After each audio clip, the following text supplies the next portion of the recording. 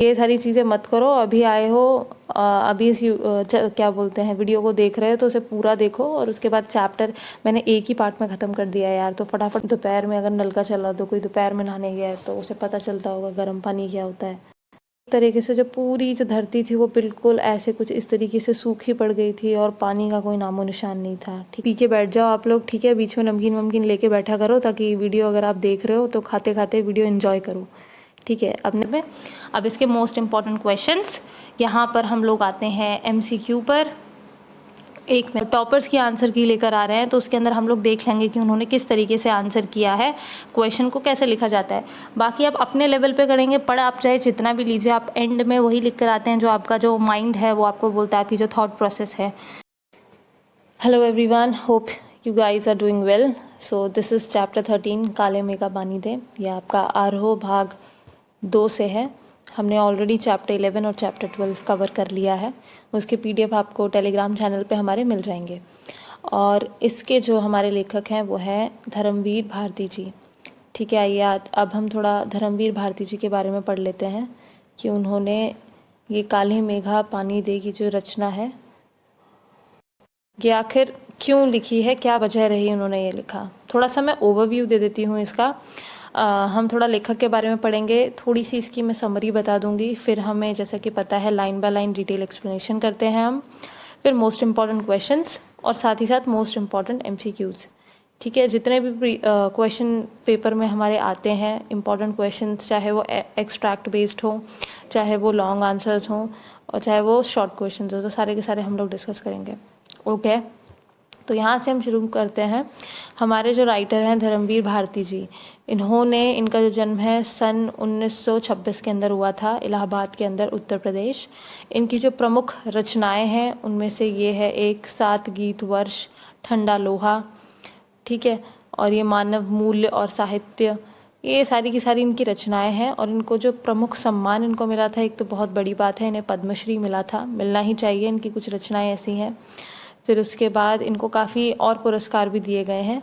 और इनका जो निधन है वो 1997 में हुआ था, और इनको पद्मश्री मिला है 1972 के अराउंड, ठीक है। तो यानी ये कुछ उस समय में थे जब हमारा जो देश है वो बहुत ही ज़्यादा गुलामी से जूझ रहा था, आप कह सकते हैं। तो ये 1926 से हैं, तो इसीलिए इनकी जो जितनी भी रचनाएं हैं वो कुछ इसी के ऊपर होती हैं। जैसे कि काले मेघा पानी दे, ये रचना भी कुछ इसी तरीके से है। अब इस रचना की मैं अगर आपको बात करूं तो काले मेघा पानी दे, पहले तो हमको पता है कि जो काले बादल, जब बारिश होती है तो काले बादल आते हैं, है ना, और उन्हीं की वजह से बारिश होती है। तो इस चैप्टर के अंदर बेसिकली उन्होंने बताया कि जो आषाढ़ का महीना है वो आ चुका था, और उस महीने में, आषाढ़ का महीना आपका होता है जून से लेकर जुलाई तक का, यानी जिसे हम रेनी सीजन इंग्लिश में कहते हैं, है ना। तो इस मौसम के अंदर बारिश होनी चाहिए, लेकिन उनका एक गाँव है वहाँ पर बारिश नहीं हो रही है। तो उसके अंदर वो बता रहे हैं कि जो इंसान पढ़े लिखे हैं वो तो चलो इसका मतलब समझ रहे होंगे कि ड्रॉट है या किस वजह से पानी नहीं हो रही, लेकिन जो पढ़े लिखे लोग नहीं है उनका कहीं ना कहीं क्या है, एक उनका मानना है कि एक उनका खुद का विश्वास है कि चलो पानी, अगर बारिश नहीं हो रही है तो हम देवताओं को प्रसन्न करते हैं और बारिश का कुछ व्यवस्था करते हैं। विज्ञानी जो लोग हैं वो सोचते हैं कि देवताओं को प्रसन्न करने से अगर बारिश हो जाती, तो ऐसे तो भाई जितने भी लोग हैं जिसके पास जो कमी है वो भगवान को प्रसन्न करो और सब चीज़ अपने पास जो है वो उनसे मांग लो। बाकी सारा कुछ नहीं बताऊंगी अब मैं इस पूरी समरी में, आपको मैं स्पॉइलर नहीं बनना चाहती। थोड़ा आगे बढ़ते हैं, सस्पेंस के साथ जो भी चीज़ें हैं उसके बारे में जानते हैं, ओके। तो यहाँ से हमारा चैप्टर होता है शुरू, काले मेघा पानी दे। तो अब जैसे कि मैं हर बार आपको बताती हूँ कि पैराग्राफ आप रीड कर लें, मैं बस इसको पूरे को एक्सप्लेन कर दूंगी। आप जैसे ही रीड करेंगे और मेरी चीज़ें सुनेंगे तो आपको सब कुछ क्लियर हो जाएगा इस पूरे पैराग्राफ में क्या है, एक एक लाइन, ओके। तो इस पैराग्राफ के अंदर बेसिकली क्या है कि जो हमारे लेखक हैं वो कहते हैं कि एक मंडली है, एक तरीके से उस मंडली के 2 नाम हैं, एक है इंद्रसेना और एक है मेंढक मंडली। तो ये जो इंद्रसेना है ये नाम तो उन्होंने दिया है, जो कुछ लोग हैं पढ़े लिखे नहीं हैं और उनका जो विश्वास है एक तरीके से वो भगवान के ऊपर है कि इंद्र जो है हमारे, ये उनकी सेना है, और इंद्र जी को अगर हम प्रसन्न करेंगे, उनकी जो सेना है उसको प्रसन्न करेंगे, तो एक तरीके से जो हमारे इंद्र जी हैं वो भी प्रसन्न हो जाएंगे। और जो दूसरे लोग हैं वो इन्हें कहते हैं मेंढक मंडली, जिनको भाई थोड़ा विज्ञान के ऊपर ज़्यादा उनकी समझ है। वो समझते हैं कि ऐसी कोई सेना नहीं होती, ऐसे किसी भगवान को हम प्रसन्न नहीं कर सकते, जो एक तरीके से उनका जो उछल कूद है, उनका जो शोर शराबा है, उससे बहुत ही ज़्यादा चिढ़ते हैं। वो जो भी कीचड़ के अंदर उछल कूद करते हैं, उन्हें जो बिल्कुल पसंद नहीं है, तो वो कहते हैं उनको मेंढक मंडली। और जैसे ही ये मेंढक मंडली जो है या इंद्रसेना जो है गलियों में से निकलती हुई आती है, तो ये कुछ 10-12 जो बरस के जो लड़के हैं वो, या 16 से 18 उम्र के जो लड़के हैं वो आते हैं। कुछ बदन पे इनके कोई कपड़ा नहीं है, बस लंगोट पहने हुए ये लोग कूदते हुए एक गलियों में से होके और जयकारा लगाते हैं, बोल गंगा मैया की जय। कुछ इसी तरीके से पूरी गलियों में से ये निकलते हैं और जयकारा जैसे ही बाकी लोग सुनते हैं तो वो सब के सब सावधान हो जाते हैं। जो भी स्त्रियां घर के अंदर हैं वो फटाफट से, लड़कियां जो घर के अंदर है वो छज्जे पर आ जाती हैं और क्या बोलते हैं, और सारी की सारी उनकी जो बालकनी है उससे झांकने लग जाते हैं। और इनका जो ये विचित्र एक तरीके से नंग धड़ंग है इनकी, ये कूदते रहते हैं जैसे लंगोट में ना, तो उसे सब उनकी जो भी पुकार जो लगती है तब उसको सब देखते हैं। और ये जो इंद्रसेना है कुछ इसी तरीके से बोलती है कि काले मेघा पानी दे, गगरी फूटी बैल प्यासा, पानी दे गुड़धानी दे, काले मेघा पानी दे। अब आप लोग इतने में ही पॉज करके स्किप करके आगे बढ़ गए होंगे, तो उसके लिए एक मेरे पास ये है कि यार तुम लोग मतलब ऐसे ही हो। खैर हम भी अपने टाइम में 12th में ऐसे ही थे, बट पढ़ना तो पड़ेगा ना यार। तो कहीं इसी तरीके से ये सारी चीज़ें मत करो। अभी आए हो, अभी इस क्या बोलते हैं वीडियो को देख रहे हो, तो उसे पूरा देखो और उसके बाद चैप्टर मैंने एक ही पार्ट में ख़त्म कर दिया है यार, तो फटाफट पढ़ो और तुम्हारा चैप्टर भी ख़त्म। क्यों दीदी को बार बार कोसना इस चीज़ के लिए, कितना लंबा चैप्टर दीदी वो करती हैं, ठीक है। तो यहाँ पे क्या है कि काले मेघा पानी दे। अब पहले तो मैं आपको ज़रा काले मेघ की दिखा देती हूँ। फुल प्लानिंग के साथ आई हूँ मैं, देखो पूरा तुम लोगों की चक्कर में मुझे पूरा एकदम डिटेल में दिखाना पड़ता है। कुछ इसी तरीके के जो हैं काले काले बादल, जब बारिश होने वाली होती है तो ये जो बादल हैं वो कुछ इस तरीके के लगते हैं, ठीक है। तो अब वो कह रहे हैं कि जो काले मेघा पानी दे, गगरी फूटी, गगरी का मतलब होता है बेटा मटका, ठीक है। गगरी फूटी बैल प्यासा। अब गगरी जो है वो फूटी, मतलब जब पानी ही नहीं है तो ऑब्वियसली उस मटके का जो क्या है, वो क्या काम है, वो रखे रखे सूख गया और वो फूट गया भाई, ठीक है। उसमें भाई पानी है ही नहीं। और जो है बैल जो है वो प्यासा है। अब बैल की यहाँ बात क्यों की गई है, एक तरीके से गाँव में जो बैल है वही उनके लिए सब कुछ है, क्योंकि खेत जो होता है जोता जाता है, जो वो बैल की मदद से ही जोता जाता है। तो अब उसके अंदर जो बैल है वो भी जब एकदम पूरी मेहनत से जोतेगा खेत को, तो उसके बाद वो भी थक जाएगा, तो उसको भी तो पानी चाहिए ना। तो भाई वो भी प्यासा है और गगरी भी इनकी फूट चुकी है, तो वो पानी मांग रहे हैं। और गुड़धानी दे, गुड़धानी यानी कि एक तरीके का ये लड्डू होता है, ये गुड़ से बना होता है, और इनकी जो धान होती है, गेहूँ होता है, उससे बना होता है। तो भाई जब उनके पास वो गेहूँ, उनकी जो फसल उगेगी वो किससे उगेगी, पानी से। जब पानी अच्छा आएगा, फसल इनकी अच्छी उगेगी, तभी तो जाके ये इस चीज़ को बना पाएंगे ना। तो ये इस चीज़ का वो जो है गाना गाते हैं कि काले मेघा पानी दे गुड़धानी दे, ठीक है। तो देखिए ये मटका है, इसमें मैंने कुछ पानी आपको दिखाया है, पी के बैठ जाओ आप लोग, ठीक है। बीच में नमकीन वमकीन लेके बैठा करो, ताकि वीडियो अगर आप देख रहे हो तो खाते खाते वीडियो एंजॉय करो, ठीक है। अब नेक्स्ट पैराग्राफ में है, अब ये जो मंडली है ये क्या करती कि गलियों में से कूदते हुए, ठीक है, और लोगों को गली में मकान के सामने उनके खड़े होके ये लोग चिल्लाते कि मैया दे पानी, ठीक है, इंद्रसेना आई है। तो कुछ इसी तरीके से कहते थे। और जो भी घर है और वो उस टाइम का तो जेठ जो आषाढ़ का महीना है वो शुरू हुआ है, जैसे कि मैंने आपको बताया रेनी सीजन, और पानी बिल्कुल है नहीं। तो उन सूखे दिनों के अंदर जिसके घर में पानी नहीं भी होता था ना, वो लोग भी इनके लिए जो है पानी इकट्ठा करके रखते थे कि ये लोग अगर आए हैं तो भर भर के इन बच्चों के सर से पाँव तक पूरा एकदम पानी से इनको नहला दो, ठीक है। फिर ये जो थे ये भीगे, ये इनके जो भी मतलब ये भीग चुके हैं, उसके बाद क्या है वो मिट्टी के अंदर लोट लगाते थे। पानी फेंकने से पैदा जो कीचड़ हो गया था उसमें ये लोग क्या है ऐसे ही लोट वोट लगा रहे हैं, मस्ती वस्ती कर रहे हैं। और इनके हाथ पाँव मुंह सब जगह पे कीचड़ वीचड़ एकदम लग जाता था, ठीक है। और ये लोग फिर ज़ोर ज़ोर से चिल्लाते थे, बोल गंगा मैया की जय, गंगा मैया की जय। तो कुछ इसी तरीके से ये गांव वालों का विश्वास था कि ये जो सेना है एक तरीके से ये इंद्र की सेना है। और इंद्र जी आपको पता है ये बारिश और ये थंडर इन सब के देवता होते हैं ना। तो भाई इंद्र को अगर इनको हमने प्रसन्न कर लिया तो ये एक तरीके से इनका जो जयकारा है ये पूरा इंद्र के पास पहुँचेगा। और ये भगवान जी हमें प्रसन्न होकर कहीं ना कहीं बारिश कर देंगे। अब वो यहाँ पे कह रहे हैं कि ये सब करते हुए वो अगले क्या बोलते हैं घर तक चले जाते हैं और वहाँ पे फिर चिल्लाते कि काले मेघा पानी दे।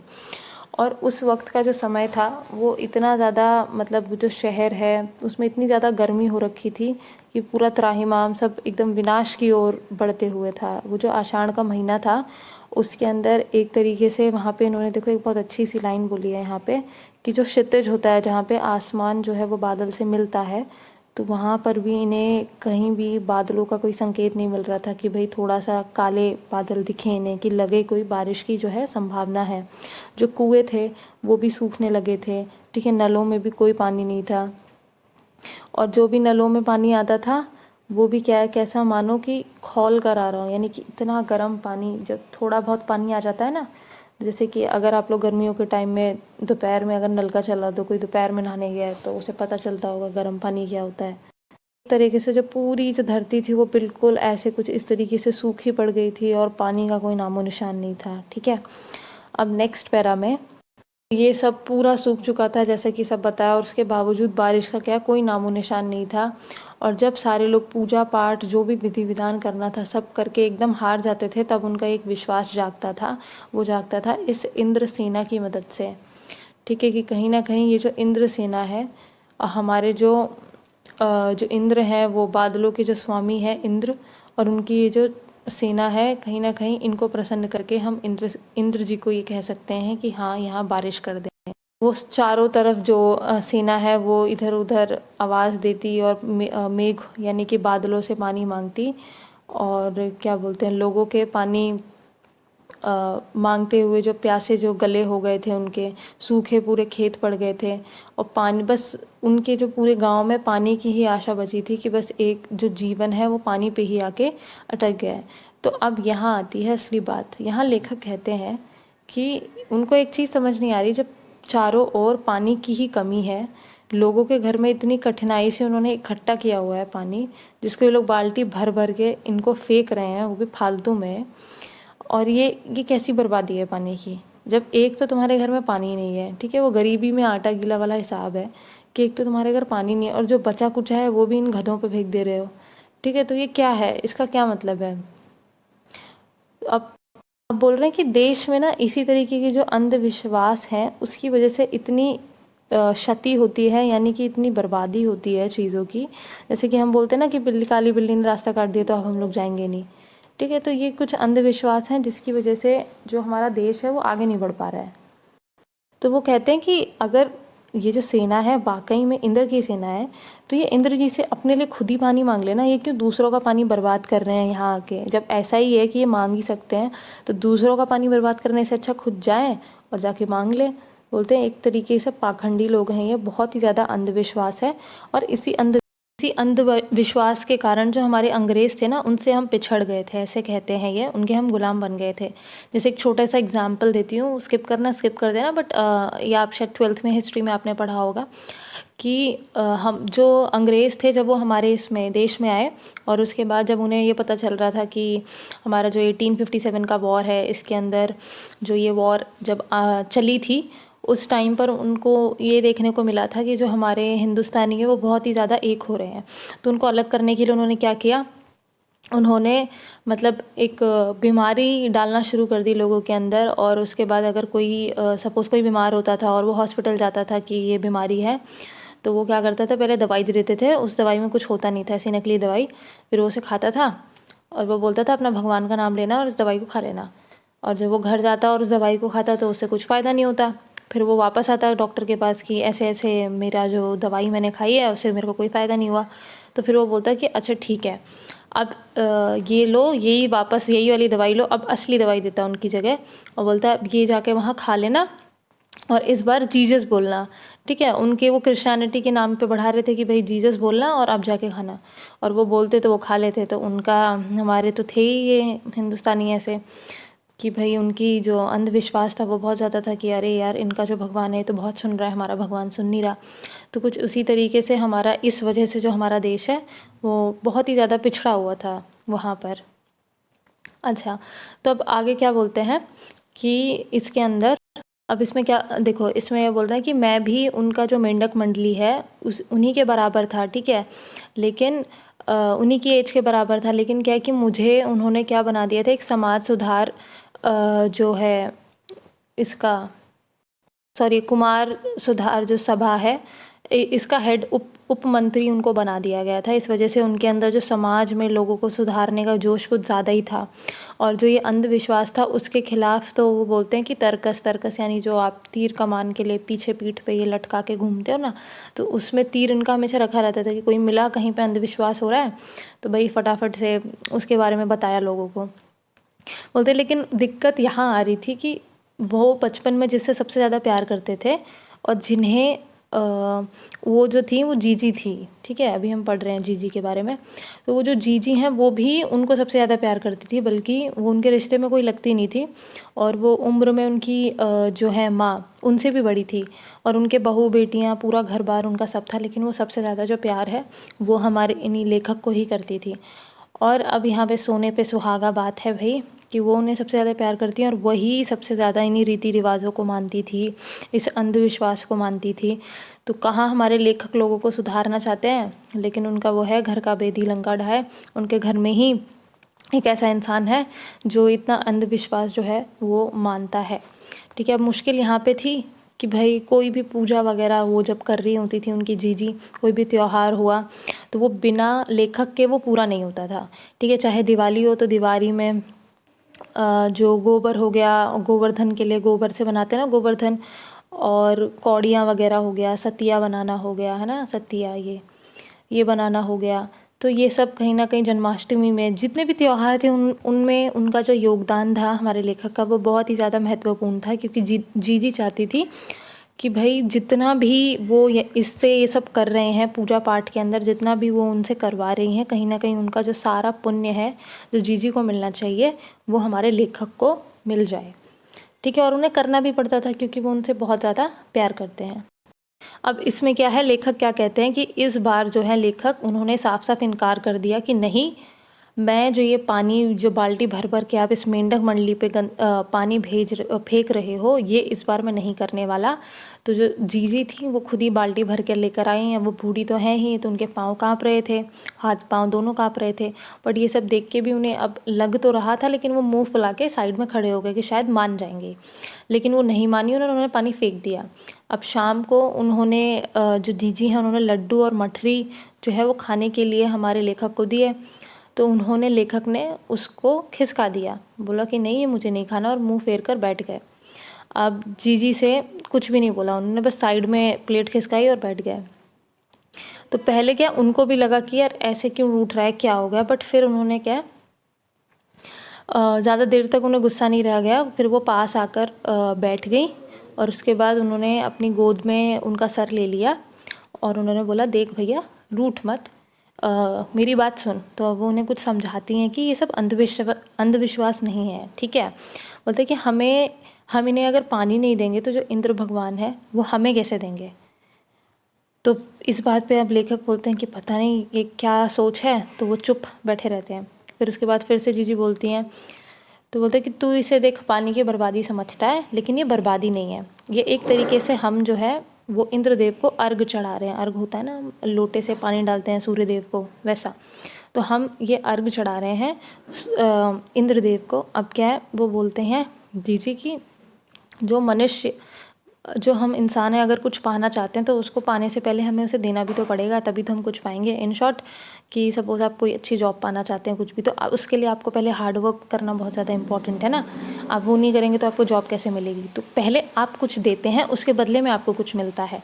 तो इसी में वो भी कहती हैं कि जो ऋषि मुनि हैं उन्होंने भी यही कहा है कि आप सबसे ऊंचा उन्होंने दर्जा किसको दिया, दान को। वो पहले दान ही तो करते थे भगवान को, ये दे रहे हैं वो दे रहे हैं, उसके बाद जो है भगवान फल देंगे आपको। अब देखो नेक्स्ट पैरा में वो क्या बोल रहे हैं, देखो अब मैं यहाँ वापस रिपीट कर रही हूँ कि आप पहले पैराग्राफ पढ़ लीजिए, पॉज करिए, उसके बाद मुझे सुनिए तो आपको समझ में आएगा, ठीक है। मैं लाइन बाय लाइन पढ़ के एक्सप्लेन नहीं करती, बस मैं पूरा पैराग्राफ एक्सप्लेन करती हूँ तो आपको समझ में आ जाएगा, ठीक है। तो वो अब कहते हैं कि हमारे जो लेखक है ऋषि मुनि जो है उनको बदनाम करने की क्या ज़रूरत है जीजी।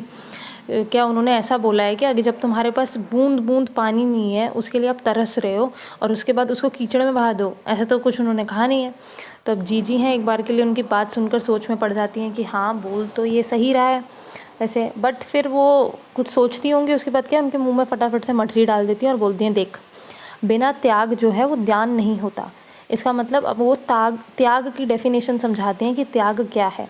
अब वो कहते हैं कि तेरे पास लाखों करोड़ों रुपए हैं, अब उसमें से तू 2-4 रुपए किसी को दे देगा तो वो क्या त्याग होगा? क्या वो त्याग नहीं माना जाएगा। बोलते कि त्याग तो वो होता है जो चीज़ सपोज़ तेरे पास नहीं है, ठीक है, उसकी तेरे पास कमी है और जिसकी तुझे बहुत ज़्यादा ज़रूरत है, तो तू अपनी ज़रूरत को पीछे रख के दूसरों का उस चीज़ के लिए कल्याण करे, तो उसको त्याग बोला जाता है। और बोलते कि ध्यान तो वह होता है, और ध्यान जो है आपका उसी का उसके बाद हमको जो है वो फल मिलता है। तो फिर अब हमारे लेखक कहते हैं कि फल वल कुछ नहीं मिलता, ये सब ढकोसला है।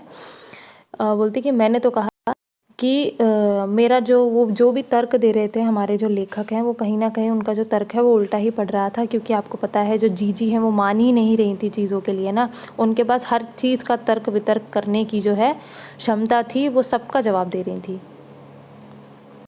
अब वो इस पैराग्राफ के अंदर बोलती हैं, जो जीजी है, जो उन्होंने बहुत ही अच्छी बात कही है इस पैराग्राफ में, ध्यान से सुन लीजिएगा प्लीज़। ये स्किप कर करके अगर आप पढ़ रहे हो तो ऐसे करने से कुछ नहीं मिलेगा आपको, कहीं ना कहीं आप ही का नुकसान है, ठीक है। तो अब इसमें क्या कहती हैं कि जीजी कि तू जो पढ़ लिख गया है अभी से, तो तुझे मतलब इतनी चीज़ समझ नहीं आ रही। देख मैंने तो मदरसे यानी कि स्कूल, देखिए मैंने तो मैं तो गाँव की हूँ, तो मैंने तो स्कूल का मुँह भी नहीं देखा है, लेकिन मुझे एक बात पता है कि अगर तेरे को 30-40 मन गेहूँ उगाना है, अगर तुम ये चाहते हो कि तुम गेहूँ उगाओ, तो तुम्हें अपने पास से भी, जो किसान है उसे अपने पास से भी 5 से 6 सेर अच्छा गेहूँ जो है वो ज़मीन में बोना पड़ता है ना, क्यारियाँ डाल के फेंकना पड़ता है, तभी तो उगेगा गेहूँ। मतलब किसी भी चीज़ को उगाने के लिए आपको बीज भी चाहिए। अब इसका क्या मतलब है कि जो बीज चाहिए, इसका मतलब आपके पास भी उस वक्त इतना अनाज नहीं है, तो आप वो एक त्याग कर रहे हो एक तरीके से, कि वो अनाज आपके पास इतना है नहीं, लेकिन आप उसे दान कर रहे हो ताकि आपको और मिले। तो बोलते तो यही जो बोने वाली चीज़ है ये हम भी कर रहे हैं। हम भी क्या है, हम भी सूखे हैं इस वक्त, हमारे पास बिल्कुल पानी नहीं है, लेकिन हम उसे ही एक तरीके से बुआई मान रहे हैं कि उस पानी को फेंक कर जो इंद्र जी हैं और ये जो शोर शराबा कर रहे हैं, और गांव में जो कि ये जो हम अगर गांव के अंदर हम लोग ये गली के अंदर बोएंगे, ये पानी डालेंगे, तो पूरे गांव के अंदर जो पानी के बादल हैं, फसल के ऊपर जो पानी के बादल हैं, वो सब आ जाएंगे, ठीक है। और हमारा जो ये जो फिर काले मेघ से जो पानी मांगते हैं हम, ये कहीं ना कहीं कि इसी पानी को हम लोग फेंक कर ये त्याग कर रहे हैं कि हमको जो काले मेघ हैं वो हमें पानी देंगे। यहाँ पे जीजी कहती हैं कि एक इनकी ऋषि मुनियों की बात करती है कि ऋषि मुनि जो हैं वो भी यही कहते हैं कि जो पहले देवता है उनको अगर आप उनसे मांगने की उम्मीद करते हो कि आपको वो चौगुना दें, तो पहले आपको भी उन्हें देना पड़ता है, ठीक है। तो आप उन्हें कुछ देंगे तभी तो आपको जो है देवता जो है वो प्रसन्न होकर देंगे, और यही जो आदमी है उसका भी आचरण होता है। एक होता है ना, आप किसी की हेल्प करोगे तभी दूसरा वाला बंदा आपकी हेल्प करेगा, तो कुछ इसी तरीके से। और यहाँ पे उन्होंने एग्जाम्पल दिया है कि यथा राजा तथा प्रजा। सिर्फ यही सच नहीं होता, सच ये भी होता है कि प्रजा भी अगर अच्छी है राजा के प्रति तो राजा कुछ करेगा। अब राजा की बहुत ही ज़्यादा बड़ाई कर रही है या राजा के कहे अनुसार रूल्स फॉलो कर रही है, तो उसको देखकर भी जो राजा है वो बहुत ज़्यादा प्रसन्न होकर प्रजा के लिए कुछ करता है। तो भाई ताली दोनों हाथों से बजती है, आपको भी कुछ करना पड़ेगा, सामने वाला भी कुछ करेगा बोलते। और यही जो है गांधी जी महाराज का भी यही कहना है। तो अभी गांधी जी की वो बात क्यों करें, क्योंकि अभी अभी हम लोग आज़ादी पा ली है अंग्रेज़ से, तो उसके बाद का समय है। और ये गांधी जी उस वक्त आपको पता ही है उन्होंने हमारे देश के लिए क्या क्या किया था। तो अभी हमारा नेक्स्ट पैराग्राफ है, तो यहाँ पर ये बहुत इम्पॉर्टेंट पैराग्राफ है आपके लिए, इस पर ये आखिरी पैराग्राफ है तो आप ध्यान देंगे। तो यहाँ पर जो हमारे लेखक हैं वो कहते हैं कि आज ये जितनी भी बातें उन्होंने तर्क वितर्क अपनी जीजी के साथ किए थे, तो आज उस चीज़ को करीबन 50 बरस हो चुके हैं, और उसके बाद भी कहीं ना कहीं ये जो बातें हैं ज्यों की त्यों हैं। वो अभी भी शांति से कहीं पे बैठते हैं तो उनकी जो बातें हैं इनके मन में इन्हें कटोच जाती हैं। वो कुछ इस तरीके से कहती हैं कि क्या बोलते हैं कि हमारे जो मांगे हैं बड़े बड़े क्षेत्र में, जो हम लोग ये त्याग, जहाँ पर हमारे किसी त्याग का नामो निशान नहीं है, ठीक है, हम अपना स्वार्थ देखते हैं केवल और अपना लक्ष्य देखते हैं केवल। अगर हम लोग भ्रष्टाचार की अगर हमारे समाज में आज बात करें तो वो ऐसा है कि आप इन सिंपल टर्म्स आइल से कि अगर हम गवर्नमेंट की बात करते हैं कि हमारे लिए जो सरकार है ये नहीं कर रही है, वो नहीं कर रही है, तो हमने क्या कभी अपने मन में ये झांक के देखा है कि हम क्या कर रहे हैं सरकार के लिए? ठीक है, तो ये एक बहुत बड़ी चीज़ यहाँ पर उन्होंने कंक्लूज़न के तौर पे अगर मैं आपको बताऊँ तो यहाँ पे 2 परसेप्शन बताए गए हैं, एक लेखक के और एक जीजी के। कि लेखक कहता है कि ये अंधविश्वास वाली चीज़ें हमको नहीं करनी चाहिए, इससे कुछ नहीं होगा, और वहीं पे जो जीजी हैं वो ये कहते हैं कि वो कोई अंधविश्वास नहीं है, वो एक तरीके की एक किरण है, एक उम्मीद है। अब सीधी सी बात है, अगर वो सारे ये मान के बैठ जाएंगे कि भाई पानी आएगा ही नहीं, कुछ होगा ही नहीं, तो वो तो उम्मीद ही हार गए। और उम्मीद हार गए इसका मतलब क्या है? इसका मतलब तो यही हुआ ना कि आधे से ज़्यादा लोग तो भाई डिप्रेस्ड हो जाएंगे, कोई सुसाइड ही कर ले। तो उनके पास कम से कम ये इंद्र सेना के नाम पर एक उम्मीद तो है, वो मतलब अपने हिस्से में उनसे जो हो पा रहा है वो तो कर रहे हैं। तो यही यहाँ पे जो मेन चीज़ है वो बताई गई है। और बाकी जो क्या बोलते हैं लेखक है, उनका तर्क भी सही है कि वो अंधविश्वास जो है ये वाली चीज़ें हमको नहीं करनी चाहिए। बट एक और यहाँ पे बात आ जाती है कि लेखक का अगर ये कहना है तो वो अपनी तरफ से इस चीज़ के लिए क्या कर रहे हैं। केवल तर्क करने से तो चीज़ें नहीं होंगी। जैसे ही हमारा इलेक्शन होता है, इलेक्शन के टाइम पे जो हमारे पॉलिटिशियंस होते हैं ये हमको इतने सारे वादा करते हैं कि ये करेंगे वो करेंगे, तो हम उनको वोट दे के आते हैं, लेकिन हमारा काम भी बस वो वोट तक ख़त्म हो जाता है। अब जब वो उसके बाद कुछ नहीं करते तो हमारे पास क्या होता है करने के लिए? केवल हम तर्क वितर्की तो करते रह जाते हैं, उसके अलावा तो हम कुछ और कोई एक्शन तो लेते नहीं हैं।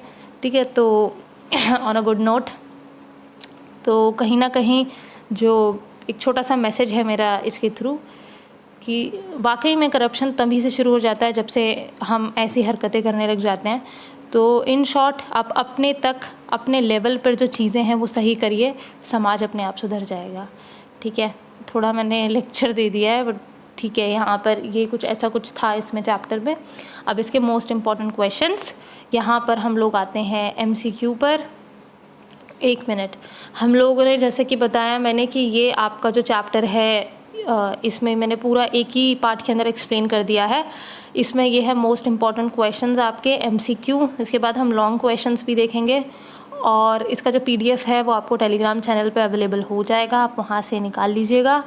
और मेरे लिए कोई भी मैसेज हो तो आप मुझे मैसेज कर सकते हैं। तो ये है पहला आपका क्वेश्चन। पहले क्वेश्चन में क्या बोल रहा है? काले मेघा पानी दे पाठ के लेखक क्या नाम है? ऑब्वियसली ये नहीं पता आपको, तो भाई क्या पता है फिर इसके बाद लेखक को कौन सी बात समझ में नहीं आई? तो इसका आंसर जो भी है आप मुझे कमेंट सेक्शन में लिख के बताएंगे। इसका भी आप सीधा डायरेक्टली ये लिख सकते हैं कि MCQ का क्वेश्चन नंबर 2 का ग है ब है। आपको ज़्यादा आलस आ रहा है तो आप ये कर लीजिए। फिर जीजी ने लेखक को क्या समझाया? ऑब्वियसली ये तो एक यहीं से जो चैप्टर है उसका रुख बदला है, ये आपको पता होना चाहिए। फिर लेखक के अनुसार गुलामी और अवनीति का क्या कारण है, ये आप मुझे बताएंगे। इनमें से क्या है इसका ऑप्शन। फिर उसके बाद लेखक को कौन सी बात कचोटती है, ये आप मुझे बताएंगे। इसके अलावा यहाँ पर आते हैं आपके मोस्ट इम्पॉर्टेंट क्वेश्चंस। अब इन क्वेश्चंस के अंदर पहला क्वेश्चन है आपका एक्चुअली क्या है, ये सारे के सारे क्वेश्चंस मैंने ऐसे ले लिए हैं। आप इसको ऐसे, क्वेश्चन नंबर 1 है, ये 2 है, 3, 4, 5, 6, 7, ओके, ये क्वेश्चंस हैं आपके। तो आप सबसे पहला इम्पॉर्टेंट क्वेश्चन है, गर्मी में होने वाली गांव की दुर्दशा का वर्णन कीजिए।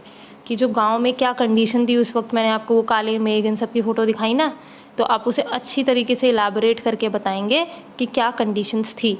फिर उसके बाद गांव के लोग बारिश के लिए कौन कौन से उपाय करते थे, इसके बारे में, भाई ये पूरा चैप्टर इसी के ऊपर है तो आप इसके बारे में बताएंगे। फिर उसके बाद लेखक किस चीज़ के लिए इनकार कर दिया और क्यों, इसके बारे में आप बताएंगे। देखिए अब चैप्टर आपने पढ़ लिया है तो बेस्ट चीज़ ये है कि आप अपने हिसाब से आंसर्स को लिखिए, ठीक है, कि क्या हो सकता है इसका आंसर।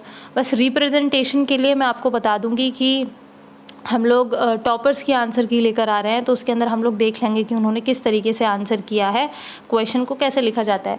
बाकी आप अपने लेवल पे करेंगे, पढ़ आप चाहे जितना भी लीजिए, आप एंड में वही लिख कर आते हैं जो आपका जो माइंड है वो आपको बोलता है, आपकी जो थॉट प्रोसेस है। तो इसके लिए आपको क्वेश्चन सारे यहाँ पे पता है कि ये क्वेश्चंस हैं, और आंसर्स तो ऑफकोर्स आप सबके पास गाइड्स होती हैं, आप उसमें से आंसर निकाल ही सकते हैं, बट क्वेश्चंस पता होना बहुत ज़्यादा इंपॉर्टेंट है। तो यहाँ पर ये क्वेश्चन है, लेकिन अगर आपको लगता है कि इनके आंसर्स आपको चाहिए तो मैं PDF में इनके आंसर्स भी अवेलेबल करा दूँगी आपको, ठीक है। बाकी थैंक्स फॉर वॉचिंग, और ये तो मुझे पता है आप लोग कर ही रहे हैं अगर आप एंड तक देख रहे हैं मेरी वीडियो को। इसके अलावा थैंक यू सो मच कि आप हमें इतना प्यार दे रहे हैं सब, और